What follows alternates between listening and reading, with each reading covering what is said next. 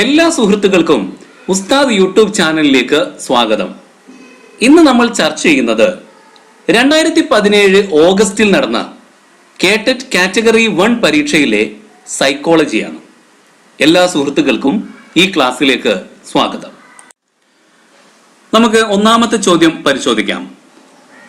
താഴെ പറയുന്ന പ്രസ്താവനകളിൽ അന്ത്യബാല്യത്തിൽ പ്രകടമാകാത്ത വികാസ പ്രവൃത്തി ഏതാണ്? താഴെ പറയുന്ന പ്രസ്താവനകളിൽ അന്ത്യബാല്യത്തിൽ പ്രകടമാകാത്ത വികാസ പ്രവൃത്തി അഥവാ ലേറ്റർ ചൈൽഡ്ഹുഡിൽ പ്രകടമാകാത്ത വികാസ പ്രവൃത്തി ഡെവലപ്മെന്റൽ ടാസ്ക് ഏതാണ് എന്നാണ് ചോദ്യം. എ. സംസാരിക്കാൻ പഠിക്കുന്നത്. ബി. സാധാരണ ഗെയിമുകൾക്ക് ആവശ്യമായ നൈപുണികൾ സ്വായത്തമാക്കുന്നത്. സി. കൂട്ടുകാരുമായി പൊരുത്തപ്പെട്ടു പോകാൻ പഠിക്കുന്നത്. ഡി. വായന, എഴുത്ത്, ഗണിതം തുടങ്ങിയ അടിസ്ഥാന നൈപുണികൾ സ്വായത്തമാക്കുന്നത്. അപ്പോൾ നമ്മൾ ഏർലി ചൈൽഡ്ഹുഡിനെ കുറിച്ചും ലേറ്റർ ചൈൽഡ്ഹുഡിനെ കുറിച്ചും പഠിച്ചിട്ടുണ്ട്. ഇവിടെ ലേറ്റർ ചൈൽഡ്ഹുഡിനെ കുറിച്ചാണ് ചോദ്യം. ലേറ്റർ ചൈൽഡ്ഹുഡിൽ അഥവാ അന്ത്യബാല്യത്തിൽ പ്രകടമാകാത്ത വികാസ പ്രവൃത്തി, അത് ഉത്തരം എ ആണ്. സംസാരിക്കാൻ പഠിക്കുന്നത്. അത് ഏർലി ചൈൽഡ്ഹുഡിലാണ് ഉണ്ടാവുന്നത്.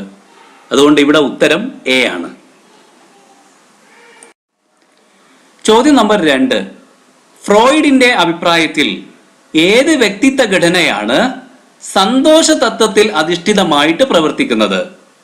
ഫ്രോയിഡിന്റെ അഭിപ്രായത്തിൽ ഏത് വ്യക്തിത്വ ഘടനയാണ് സന്തോഷ തത്വത്തിൽ അധിഷ്ഠിതമായി പ്രവർത്തിക്കുന്നത്? According to Freud, the structure of personality that acts on pleasure principle is A. super ego, B. ego, C. id, D. libido. ഉത്തരം സി ആണ്. ഇഡ് ആണ് സന്തോഷ തത്വത്തിൽ അഥവാ പ്ലഷർ പ്രിൻസിപ്പിളിൽ അധിഷ്ഠിതമായിട്ട് പ്രവർത്തിക്കുന്നത്. സി ആണ് ഉത്തരം. ചോദ്യം നമ്പർ 3. താഴെ പറയുന്നവയിൽ ഏറ്റവും വസ്തുനിഷ്ഠമായ മനഃശാസ്ത്ര പഠന രീതി ഏതാണ്? താഴെ പറയുന്നവയിൽ ഏറ്റവും വസ്തുനിഷ്ഠമായ മനഃശാസ്ത്ര പഠന രീതി. Which of the following is the most objective method of studying psychology? A. അന്തർനിരീക്ഷണം അഥവാ ഇൻട്രോസ്പെക്ഷൻ. ബി. നിരീക്ഷണം അഥവാ ഒബ്സർവേഷൻ. സി. അഭിമുഖം അഥവാ ഇന്റർവ്യൂ. ഡി. മനഃശാസ്ത്ര ശോധകങ്ങൾ അഥവാ സൈക്കോളജിക്കൽ ടെസ്റ്റിംഗ്. ഉത്തരം ഡി ആണ്. മനഃശാസ്ത്ര ശോധകങ്ങൾ അഥവാ സൈക്കോളജിക്കൽ ടെസ്റ്റിംഗ്. അതാണ് ഏറ്റവും ഒബ്ജക്റ്റീവായ, മോസ്റ്റ് ഒബ്ജക്റ്റീവ് അഥവാ ഏറ്റവും വസ്തുനിഷ്ഠമായ മനഃശാസ്ത്ര പഠന രീതി അതാണ്. ചോദ്യം നമ്പർ 4. താഴെ പറയുന്നവയിൽ സർഗാത്മകതയുമായി ബന്ധപ്പെട്ട പ്രതിരോധ തന്ത്രം ഏതാണ്? Which defense mechanism is related to creativity? അപ്പോൾ ക്രിയേറ്റിവിറ്റി അഥവാ സർഗാത്മകത എന്ന അധ്യായത്തിൽ നമ്മൾ പഠിച്ച കാര്യങ്ങളാണ് ഇതൊക്കെ. താഴെ പറയുന്നവയിൽ സർഗാത്മകതയുമായി ബന്ധപ്പെട്ട പ്രതിരോധ തന്ത്രം ഏതാണ്? എ. പ്രതിഗമനം അഥവാ റെഗ്രഷൻ. ബി. പ്രക്ഷേപണം അഥവാ projection. C. Sublimation. D. Repression. ഉത്തരം സി ആണ്. സബ്ലിമേഷൻ. താഴെ ഈ പറയുന്ന ഈ കൂട്ടത്തിൽ സർഗാത്മകതയുമായി ബന്ധപ്പെട്ട പ്രതിരോധ തന്ത്രം സബ്ലിമേഷൻ ആണ്. സി ആണ് ഉത്തരം. ചോദ്യം നമ്പർ 5. താഴെ പറയുന്നവയിൽ ഏറ്റവും കുറവ് സൂക്ഷ്മപേശി ചലനം ആവശ്യമുള്ള പ്രവർത്തനം ഏതാണ്? താഴെ പറയുന്നവയിൽ ഏറ്റവും കുറവ് സൂക്ഷ്മപേശി ചലനം ആവശ്യമുള്ള പ്രവർത്തനം ഏതാണ്? എ. മിനുസമായ തറയിൽ വീണ മഞ്ചാടിക്കുരു പെറുക്കുന്നത്. ബി. തറയിൽ വീണ സൂചി എടുക്കുന്നത്. സി. പേന കൊണ്ട് എഴുതുന്നത്. ഡി. ക്രയോൺ പെൻസിൽ ഉപയോഗിച്ച് നിറം കൊടുക്കുന്നത്. ഉത്തരം ഡി ആണ്. ക്രയോൺ പെൻസിൽ ഉപയോഗിച്ച് നിറം കൊടുക്കുന്നത്. ഡി ആണ് ഉത്തരം. ചോദ്യം നമ്പർ 6. താഴെ കൊടുത്തിരിക്കുന്നവയിൽ ശരിയായി ചേർത്തിരിക്കുന്ന ജോഡി ഏതാണ്? ശരിയായി ചേർത്തിരിക്കുന്ന ജോഡി. A. Higher order conditioning Pavlov. Higher order conditioning Pavlov. B. പഠനത്തിന്റെ സാമൂഹ്യ സാംസ്കാരിക പശ്ചാത്തലം പിയാഷെ. Socio cultural context of learning, പിയാഷെ. C. Reinforcement schedule, Watson. D. കണ്ടെത്തൽ പഠനം അഥവാ ഡിസ്കവറി ലേണിംഗ്, ബന്ദൂര. ഇതിൽ ശരിയായി ചേർത്തിരിക്കുന്ന ജോഡി ഏതാണ് എന്നാണ് ചോദ്യം. ഇതിൽ ശരിയായി കൊടുത്തിരിക്കുന്നത് എ ആണ്. എ എന്ന ഓപ്ഷനാണ് ശരി. Higher order conditioning, Pavlov. A ആണ് ഉത്തരം. ചോദ്യം നമ്പർ 7. ഭയം വളരെ നന്നായി വിശദീകരിക്കാൻ ഉപയുക്തമായ പഠന സിദ്ധാന്തം. ഭയം വളരെ നന്നായി വിശദീകരിക്കാൻ ഉപയുക്തമായ പഠന സിദ്ധാന്തം. Fear can best be explained by the theory of A. Classical അനുബന്ധനം അഥവാ ക്ലാസിക്കൽ കണ്ടീഷനിങ്. ബി. നിരീക്ഷണ പഠനം അഥവാ ഒബ്സർവേഷണൽ ലേണിംഗ്. സി. ലാറ്റന്റ് പഠനം അഥവാ ലാറ്റന്റ് ലേണിംഗ്. ഡി. കണ്ടെത്തൽ പഠനം അഥവാ discovery learning.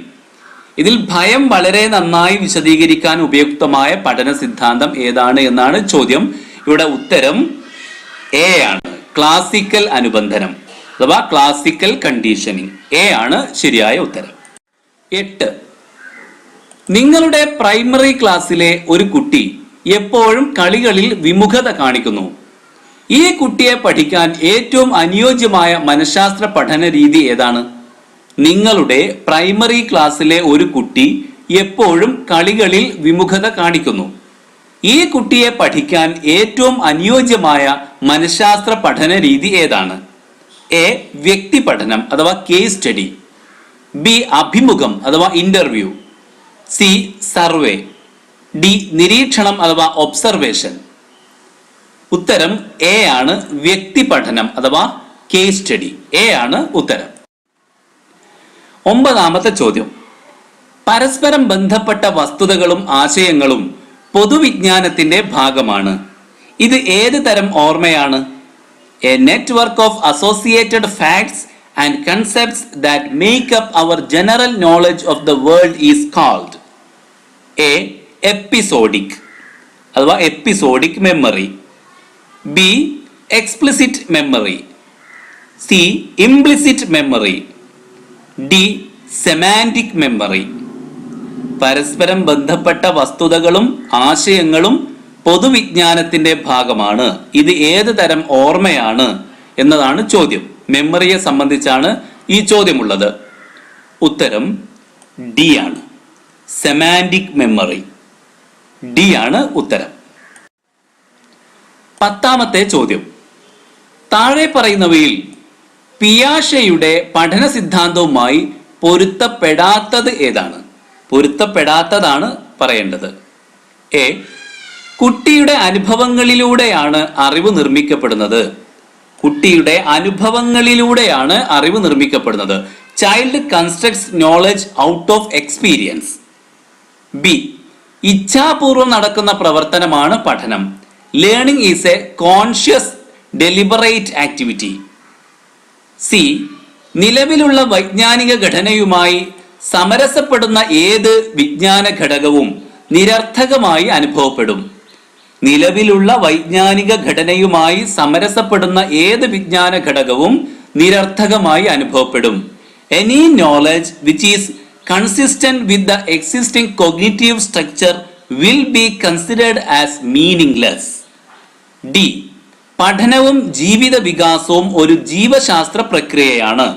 Learning and life development are biological process. Learning and life development are biological process.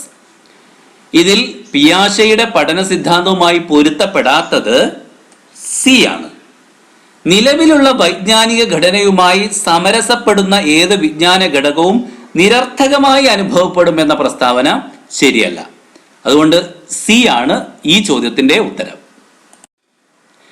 11ാമത്തെ ചോദ്യം.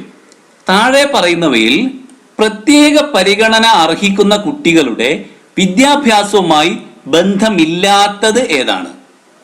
താഴെ പറയുന്നവയിൽ പ്രത്യേക പരിഗണന അർഹിക്കുന്ന കുട്ടികളുടെ വിദ്യാഭ്യാസവുമായി ബന്ധമില്ലാത്തത് ഏത്? Which of the following is not related to the education of children with special needs?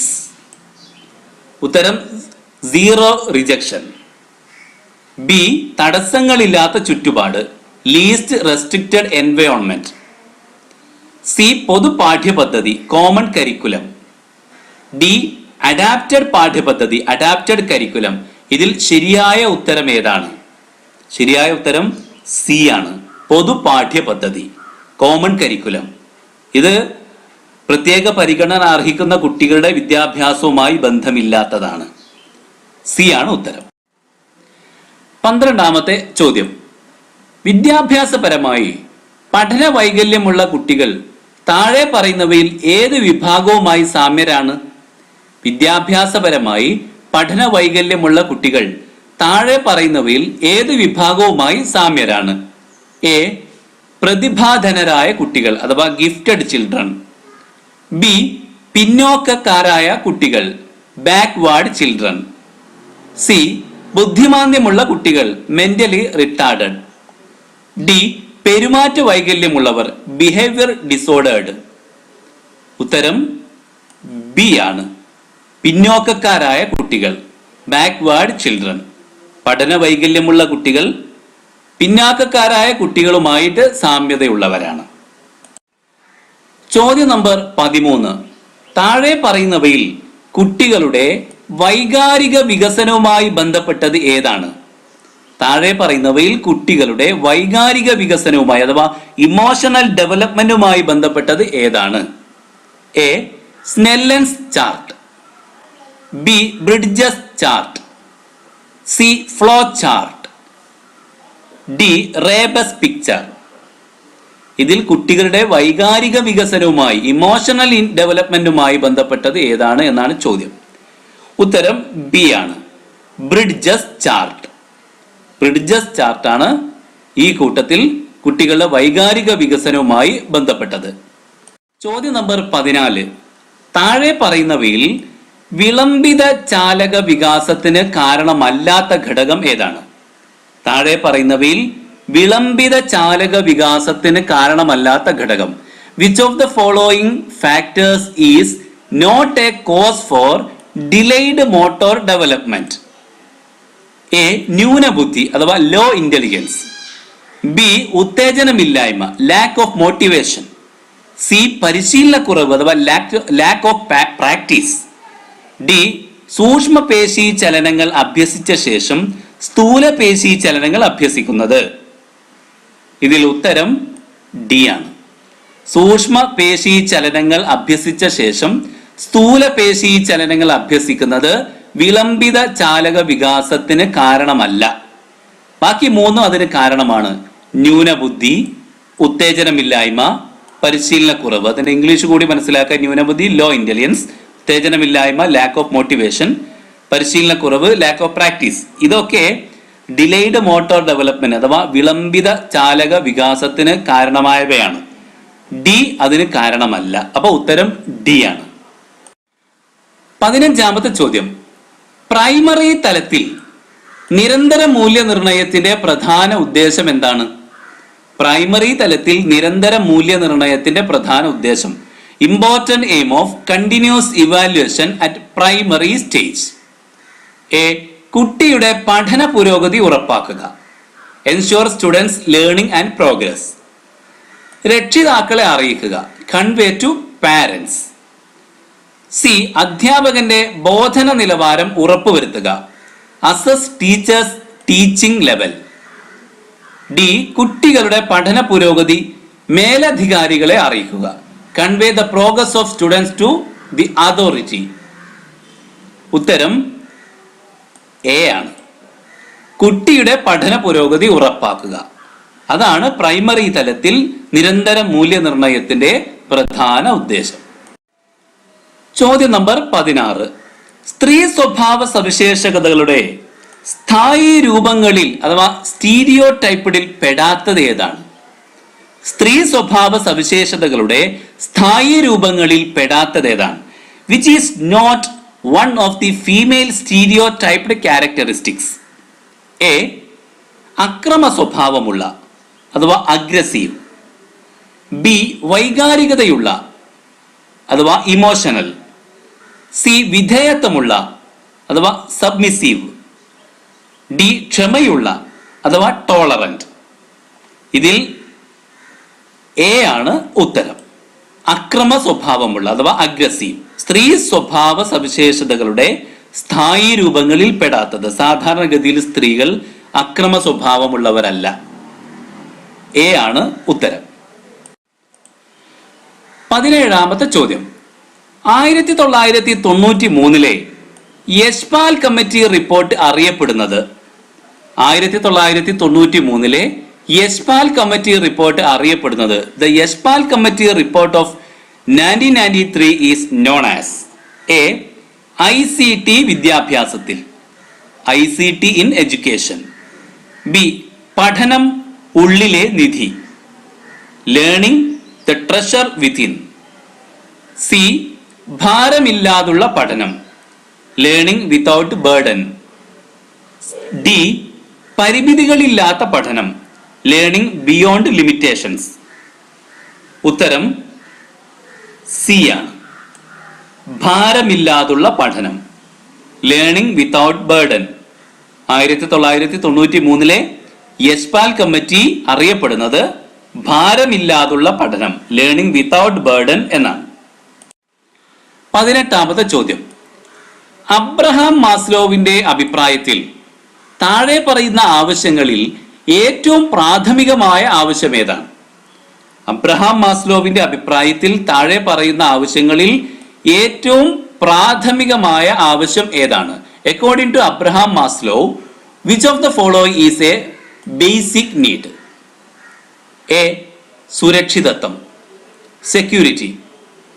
B സൗഹൃദ ബന്ധം, ഫ്രണ്ട്ഷിപ്പ്. സി ആത്മസാക്ഷാത്കാരം, സെൽഫ് ആക്ച്വലൈസേഷൻ. ഡി കൂട്ടത്തിൽ ഉൾപ്പെടൽ, ബിലോങ്ങിങ്നെസ്. ഉത്തരം എ ആണ്. സുരക്ഷിതത്വം അഥവാ സെക്യൂരിറ്റി. എ ആണ് ഉത്തരം.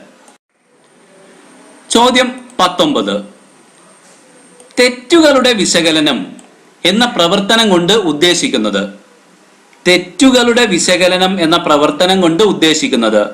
Error analysis is a procedure to A തെറ്റുകൾ കണക്കാക്കുക, എ അതായത് കാൽക്കുലേറ്റ് എറർ. ബി കുട്ടികൾ തെറ്റുകൾ വരുത്തുന്നത് കൃത്യമായി കണ്ടെത്തുക, find out exactly where the child makes a mistake. C അധ്യാപകന്റെ പ്രശ്നങ്ങൾ കണ്ടെത്തുക, identify the problems of the teacher. D syllabus വിശകലനം ചെയ്യുക, അനലൈസ് ദ സിലബസ്. ഉത്തരം ബി ആണ്. കുട്ടികൾ തെറ്റുകൾ വരുത്തുന്നത് കൃത്യമായിട്ട് കണ്ടെത്തുക, find out exactly where the child makes a mistake. B ആണ് ഉത്തരം. ചോദ്യം 20. ഓരോ സംസ്കാരവും ആ സമൂഹത്തിലെ പുരുഷനിൽ നിന്നും സ്ത്രീയിൽ നിന്നും പ്രതീക്ഷിക്കുന്ന പെരുമാറ്റ രീതി. ഓരോ സംസ്കാരവും ആ സമൂഹത്തിലെ പുരുഷനിൽ നിന്നും സ്ത്രീയിൽ നിന്നും പ്രതീക്ഷിക്കുന്ന പെരുമാറ്റ രീതി. The culture's expectations for male and female behaviours are called A gender role, B gender typing, C gender identity, D gender bias. ഉത്തരം എ ആണ്. Gender role. ഓരോ സംസ്കാരവും ആ സമൂഹത്തിലെ പുരുഷനിൽ നിന്നും സ്ത്രീയിൽ നിന്നും പ്രതീക്ഷിക്കുന്ന പെരുമാറ്റ രീതിയാണ് ജെൻഡർ റോൾ. എ ആണ് ഉത്തരം. 21. പ്രൈമറി ക്ലാസ്സുകളിൽ അനുവർത്തിക്കുന്ന വിലയിരുത്തൽ രീതി അഥവാ ഗ്രേഡിംഗ് രീതി. പ്രൈമറി ക്ലാസ്സുകളിൽ അനുവർത്തിക്കുന്ന വിലയിരുത്തൽ രീതി അഥവാ ഗ്രേഡിംഗ് രീതി. എ നേരിട്ടുള്ള ഗ്രേഡിംഗ് അഥവാ direct grading, B relative grading, C നേരിട്ടുള്ള absolute grading, direct absolute grading, D നേരിട്ടല്ലാതെയുള്ള absolute grading, indirect absolute grading. ഉത്തരം എ ആണ്. നേരിട്ടുള്ള ഗ്രേഡിംഗ് ആണ്. പ്രൈമറി ക്ലാസ്സുകളിൽ അനുവർത്തിക്കുന്ന വിലയിരുത്തൽ രീതി അല്ലെങ്കിൽ ഗ്രേഡിംഗ് രീതി നേരിട്ടുള്ള ഗ്രേഡിംഗ് ആണ്. എ ആണ് ഉത്തരം. 23ാമത്തെ ചോദ്യം. താഴെ പറയുന്നവയിൽ ഒരു ട്രെയ്റ്റ് ആയി കണക്കാക്കാവുന്നത്. താഴെ പറയുന്നവയിൽ ഒരു ട്രെയ്റ്റ് ആയി കണക്കാക്കാവുന്നത്. Which of the following can be considered as a trait?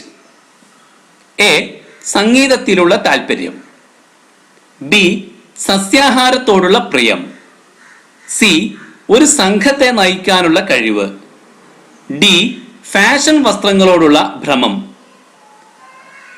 ഇതിൽ ഒരു ട്രെയ്റ്റ് ആയി കണക്കാക്കാവുന്നത് സി ആണ്. ഒരു സംഘത്തെ നയിക്കാനുള്ള കഴിവ്.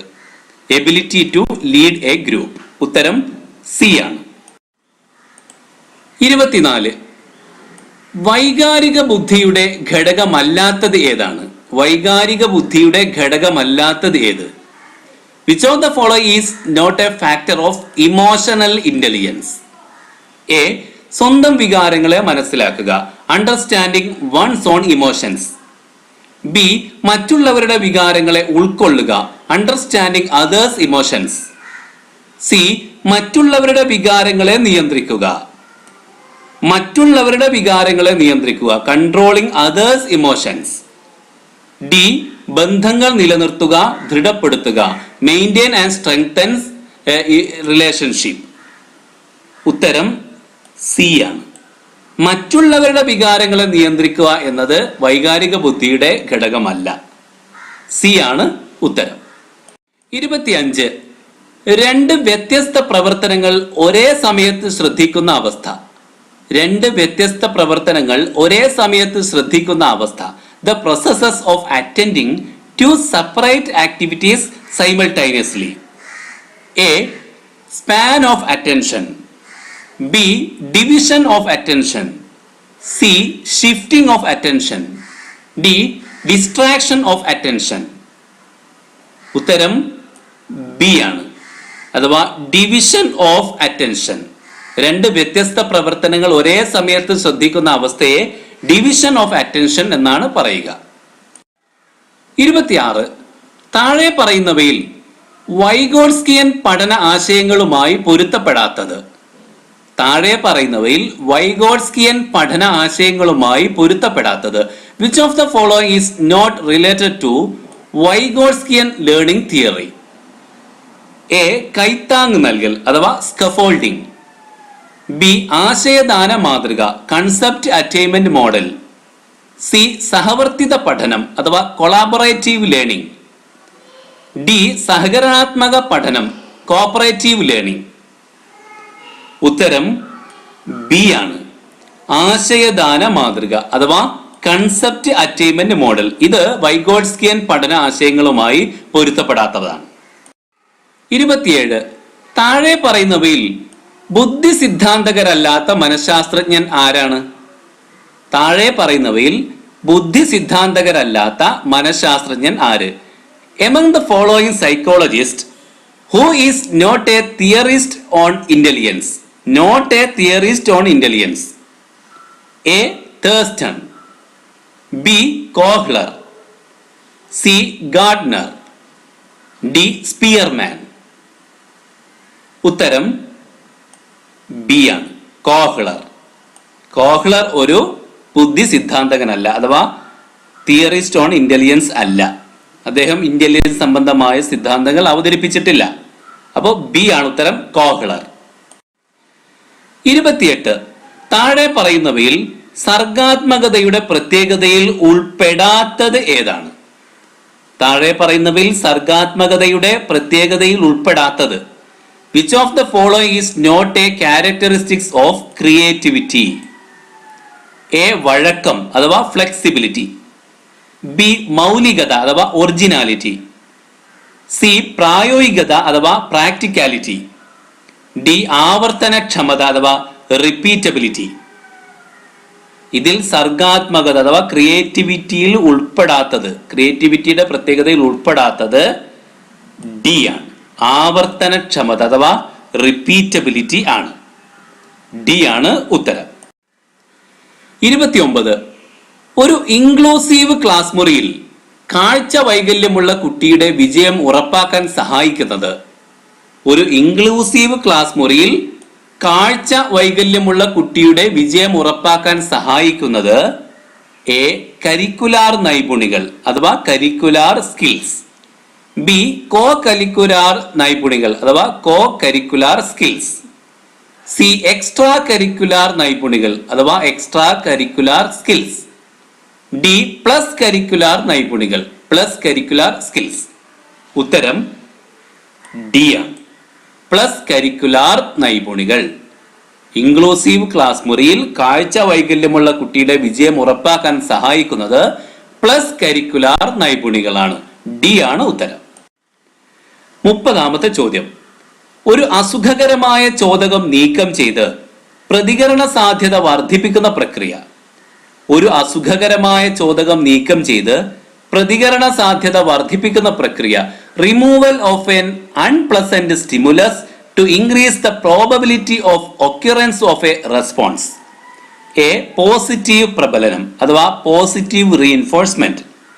ബി നെഗറ്റീവ് പ്രബലനം അഥവാ നെഗറ്റീവ് റീഇൻഫോഴ്സ്മെന്റ്. സി അടിസ്ഥാന പ്രബലനം അഥവാ ബേസിക് റീഇൻഫോഴ്സ്മെന്റ്. ഡി ദ്വിതീയ പ്രബലനം അഥവാ സെക്കൻഡറി റീഇൻഫോഴ്സ്മെന്റ്. ഉത്തരം ബി ആണ്. നെഗറ്റീവ് പ്രബലനം അഥവാ നെഗറ്റീവ് റീഇൻഫോഴ്സ്മെന്റ്. ഒരു അസുഖകരമായ ചോദകം നീക്കം ചെയ്ത് പ്രതികരണ സാധ്യത വർദ്ധിപ്പിക്കുക. ഒരു സാധനം കൊടുക്കുകയല്ല, നിലവിലുള്ള ബുദ്ധിമുട്ടുണ്ടാക്കുന്ന ഒരു കാര്യം നീക്കം ചെയ്തു കൊടുക്കുക. അങ്ങനെയുള്ള പ്രബലനത്തെയാണ് നെഗറ്റീവ് പ്രബലനം അഥവാ നെഗറ്റീവ് റീഇൻഫോഴ്സ്മെന്റ് എന്ന് വിളിക്കുന്നത്.